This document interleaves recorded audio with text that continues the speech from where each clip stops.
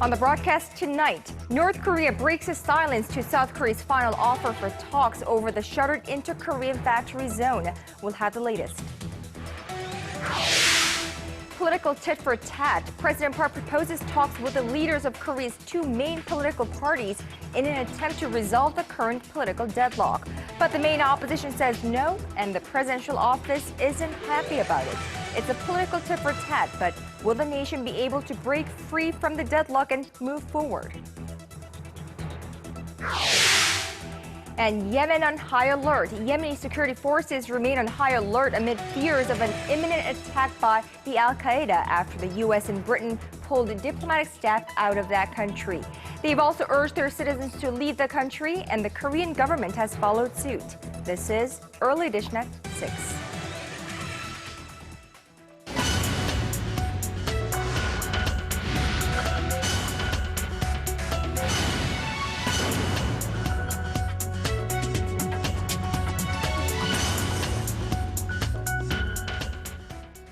It is 6 a.m. in Buenos Aires, 1 p.m. in Moscow, and 6 on a Wednesday evening here in Seoul. Welcome to Early Edition at 6. I'm Moon Kwon-young. And I'm Daniel Chen. Thank you for tuning in. We begin with North Korea's response finally. Right, just hours after the South Korean government said it would begin handing out insurance payments to South Korean companies with businesses at the idle Kaesang industrial complex, North Korea proposed a 7th round of talks next week. For more, let's go live to our Unification Ministry, Hwang Sung-hee. Sung-hee, fill us in on the latest. Guys, what a surprise. In a sudden turn of events, North Korea has offered to continue talks on normalizing their jointly run factory zone on Wednesday, August 14th. Now, the offer was made by the North's Committee for the Peaceful Reunification of Korea last 2 hours after Seoul's Unification Ministry said it would begin compensating South Korean firms with factories in Kaesong. What we have to note is that this is the first response from the North after South Korea made what it called its final proposal for a 7th round of talks last week. Let me brief you on Pyongyang's latest proposal. In it, North Korea says that the two Koreas should work together to prevent another closure of the complex in the future. It also says that the temporary ban placed by the North back in April will be lifted and promises safe passage to all South Koreans entering the complex. The proposal stresses that Seoul should accept its offer to resolve differences through dialogue. Now, Seoul's Unification Ministry is scheduled to give its response in a few minutes, so we will be able to find out which direction the future of Kaesang Industrial Complex will be taking. Guys? All right, thank you, Sung-hee. That was Arirang's Hwang Sung-hee with the latest on the suspended inter-Korean Kaesang Industrial Complex, and we will keep you updated as the story develops. Now, the protection of intellectual rights is of concern to every company, and American tech giant Intel Corporation is no exception, even when it comes to North Korea. Intel confirmed Tuesday that it submitted an application for a special license to the Treasury's Office of Foreign Assets Control last year that would allow the company to protect its intellectual rights in the North. Intel, however, emphasized that it has no plans to do business in North Korea, which is subject to United Nations sanctions for its nuclear weapons programs. A company rep said the application was solely about IT protection. Moving on to the political deadlock in this country, President Park Geun-hye on Tuesday proposed holding talks with the leaders of the nation's ruling and main opposition parties in an attempt to resolve the situation, but the Democratic Party rejected that proposal, saying it wants a one-on-one with the president instead. Arirang News Oh Jin-ju reports. The main opposition Democratic Party has officially rejected President Park Geun-hye's proposal for a 5-way dialogue with the leaders of the nation's ruling and opposition parties to resolve the current political gridlock in the parliament. Instead, at a press briefing Wednesday morning, it once again urged the presidential office of Changwon-dae to accept its original proposal to hold one-on-one talks between the president and DP chairman Kim Han-gil. DP chairman Kim also expressed his regret over the situation earlier in the day at the party's Supreme Council meeting, saying that it is hard for him to say that President Park recognizes the seriousness of the current political situation or has given sufficient consideration to a possible solution. Responding to the DP's refusal of his proposal, Changwon-dae also voiced its regret. During a meeting with senior presidential secretaries, Presidential Chief of Staff Kim Ki-chun said that it is regrettable to see the DP rejecting the call for talks again, but added that Cheongwade will wait with the door to dialogue open. The ruling and opposition parties are locked in battle over a parliamentary probe into the spy agency's alleged involvement in last year's presidential election. However, they have agreed to call 29 people, including former National Intelligence Service Chief Won Se-hun and former Seoul Police Chief Kim Yong-pan, for questioning. But the two sides are still sharply divided on the DP's demand to summon two ruling camp officials, Representative Kim Moo-sung of the Saenuri Party and Ambassador to China Kwon Young-se, for parliamentary hearings. The DP has accused the two of illegally obtaining a transcript of the 2007 Inter-Korean Summit from the NIS in order to use it against then-opposition presidential candidate Moon Jae-in ahead of last year's presidential election. Oh Jin-soo, Arirang News. The Korean government is laying the groundwork to revamp the nation's property and real estate tax systems. During a weekly ministerial-level meeting on Wednesday, Deputy Prime Minister Hyun Oh-suk said the government will soon confirm a reduction rate on the nation's real estate acquisition tax plan and examine ways to overhaul current property and real estate tax schemes. These are all attempts to stabilize the country's real estate market, of course, and help the economy recover in the second half of the year. Meanwhile, the government has decided not to allow duty-free shops at airport arrival terminals after a thorough review of the issue.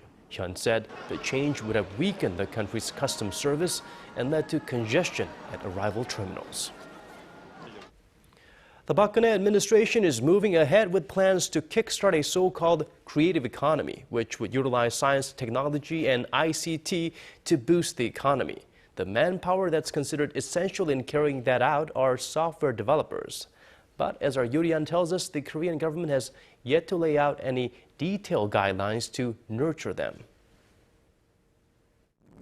In Korea, the software industry is commonly referred to as the 4D industry: dirty, difficult, dangerous, and dreamless.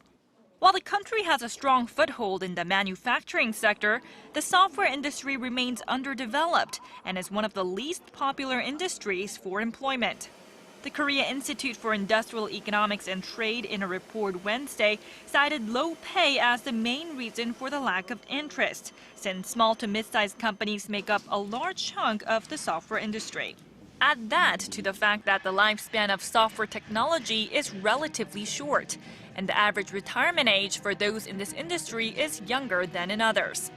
So it's no surprise that college students are opting to take different career paths. While the number of total college graduates has risen consistently over the past 4 years, graduates of those in software-related departments have slid by over 12%. If President Park Geun-hye's vision for a creative economy is to be realized, that needs to change. But no change seems imminent at this stage. For that reason, the Ministry of Science, ICT, and Future Planning has been under fire recently. The ministry earlier this year spoke of creating a separate government-organized entity to help boost the software industry by June, and it was also due to announce a plan to reform the software sector, but neither happened. That lack of progress is one reason Yoon Chang-bun, a renowned IT expert and the former chief of broadband service provider Hanaro Telecom, was recently named as Senior Secretary to Future Strategy. As the government continues to make adjustments, it remains to be seen when it will introduce solid measures to successfully nurture software talent in the near future. Yurian, Arirang News.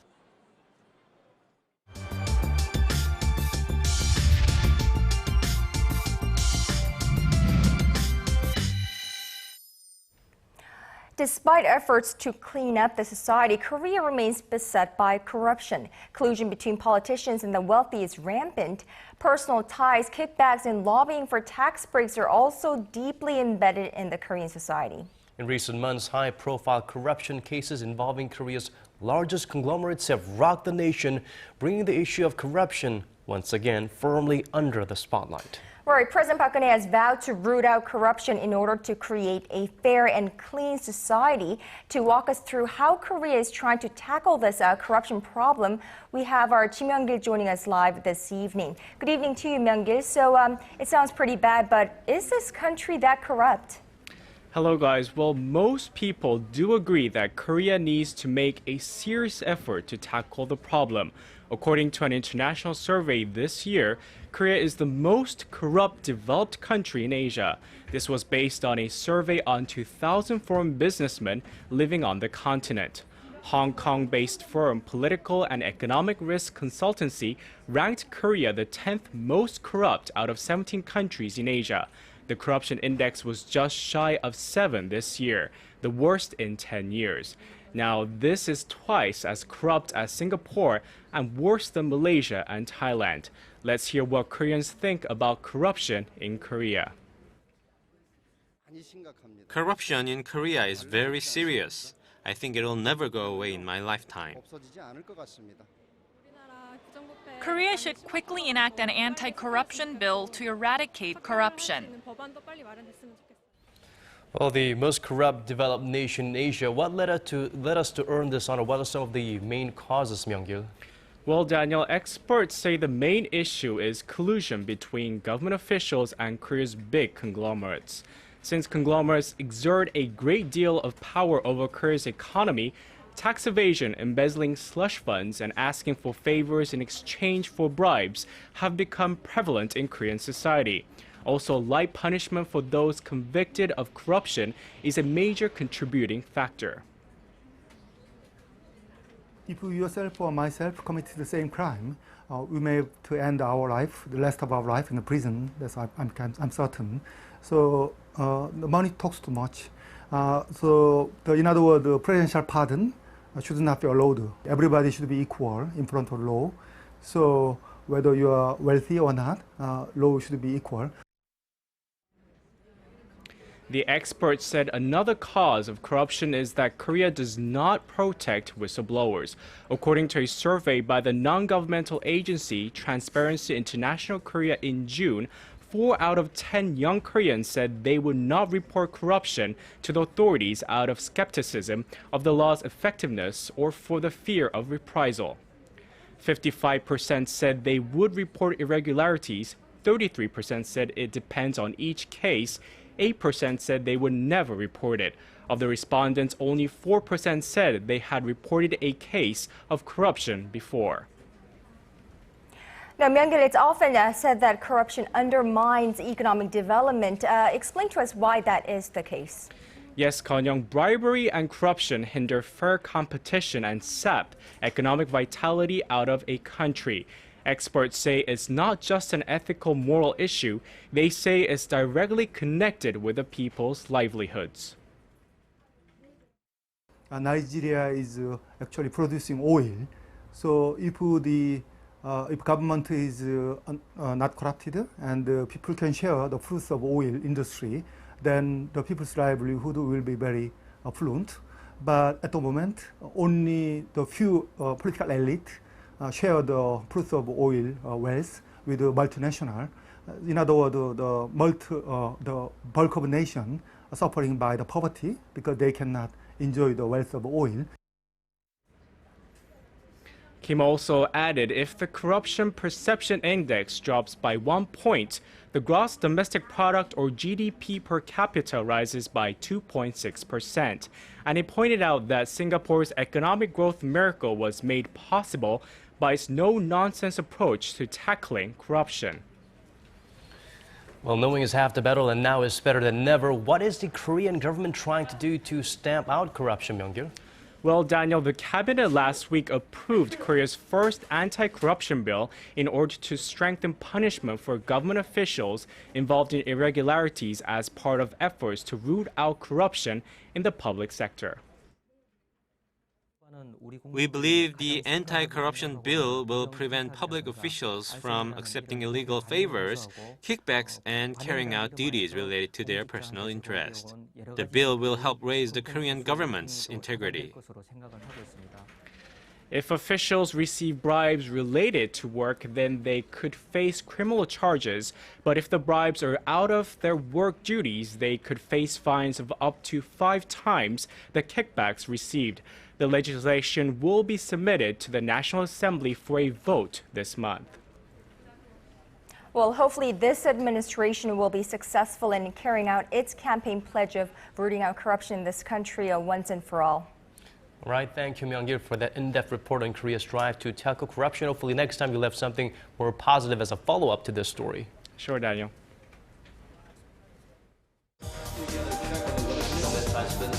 Digging deeper, getting to the bottom of stories that impact your life.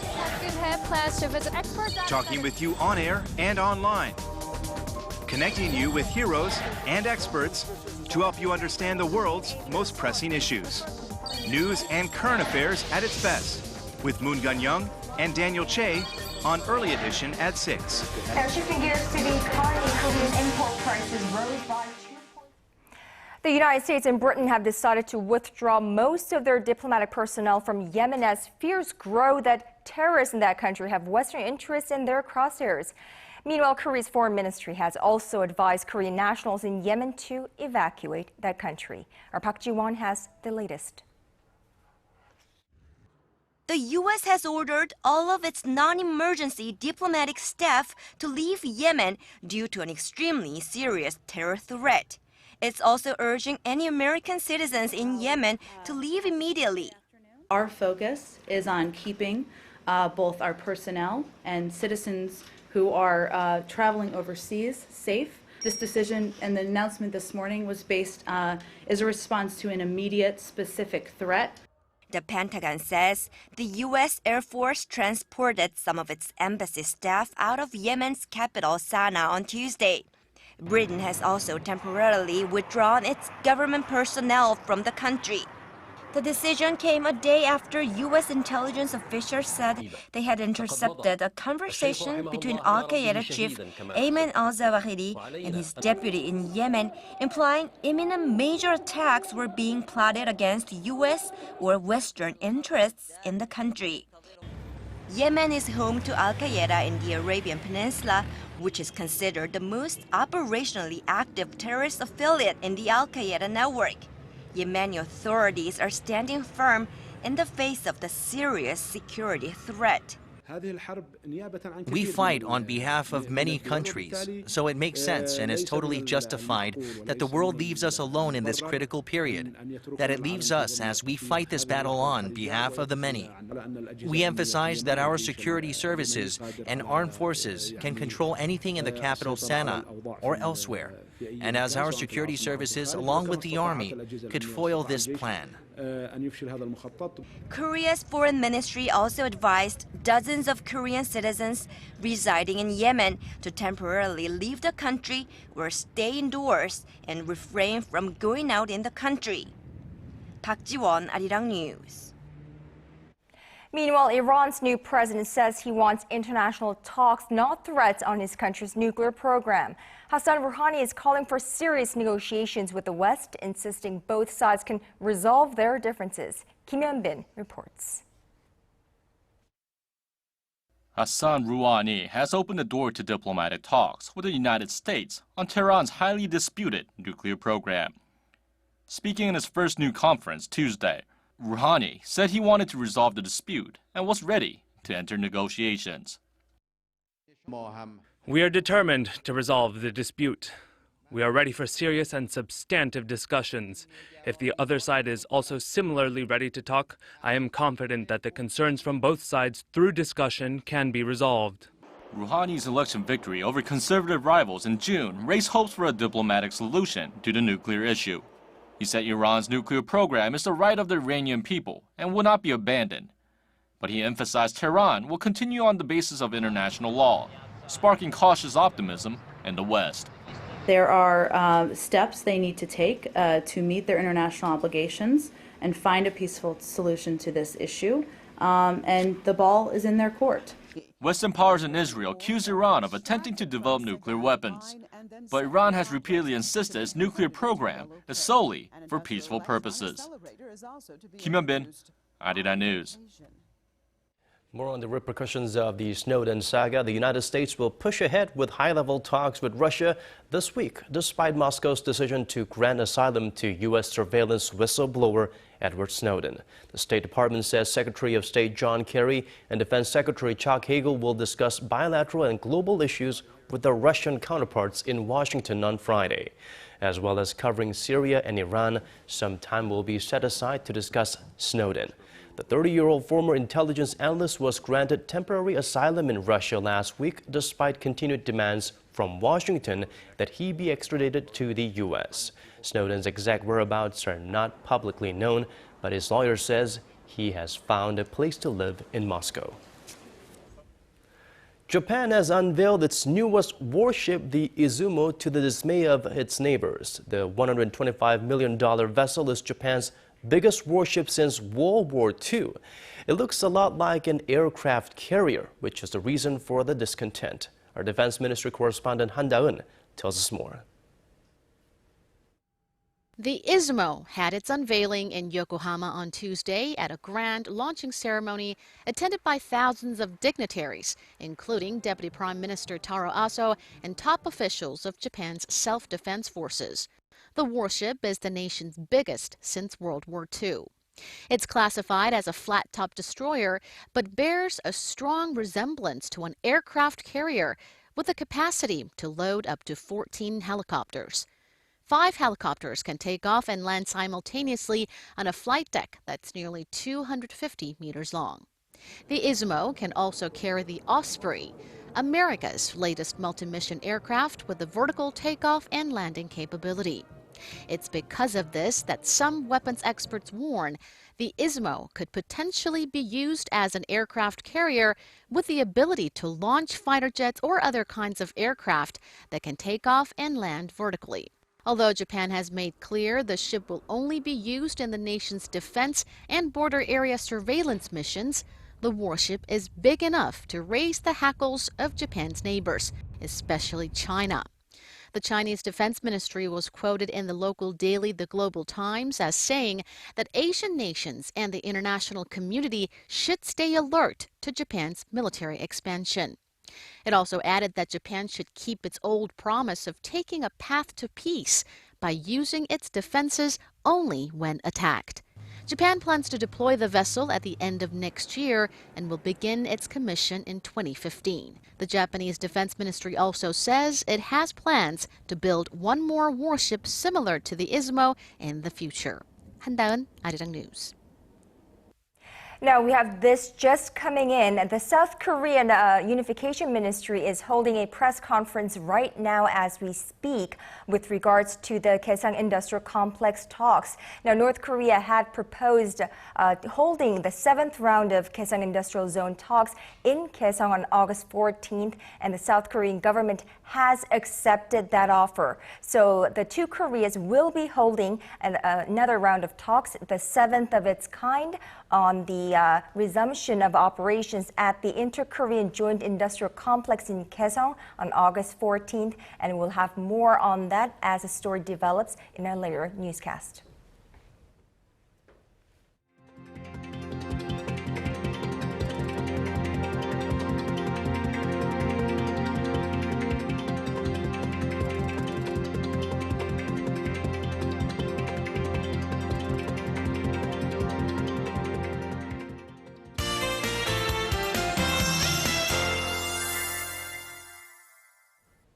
Now it's time to get a check on the weather conditions with our Hannah Kim. I think it's safe to say that the weather has been a little out of control as of late.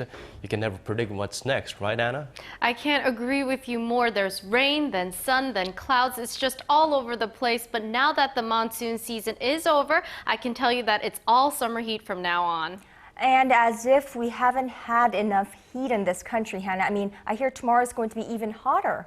Right. Korea's heat wave advisories have been upgraded to heat warnings in many regions, and so temperatures will soar above the mid-30s. Now, we expect mostly sunny skies tomorrow with extremely hot UV index readings. Sunscreen is a must tomorrow, and remember to drink a lot of water. The number of heat-related illnesses is increasing by the day. If we take a closer look at tomorrow's forecast, our daytime highs will be even hotter than today. Seoul will start off off the morning at 26 and reach 36 in the afternoon. Meanwhile, cities in the south like Daegu and Busan will peak at 37 and 34 degrees respectively. Down on Jeju Island, you'll have clear sunny skies and daytime highs will hit 35, while Dokdo and Mount Kumgang top out at 33. Well, that's all I have for you today. I'm Hannah Kim, and back to you guys. Thank you for that, Hannah. And that's all from us for this hour. Thank you for watching. This has been Daniel Chan. And I'm Moon Gon-young. Thank you as always for being here with us. Hope you have a wonderful rest of the evening, and we'll see you right back here same time tomorrow. Good night.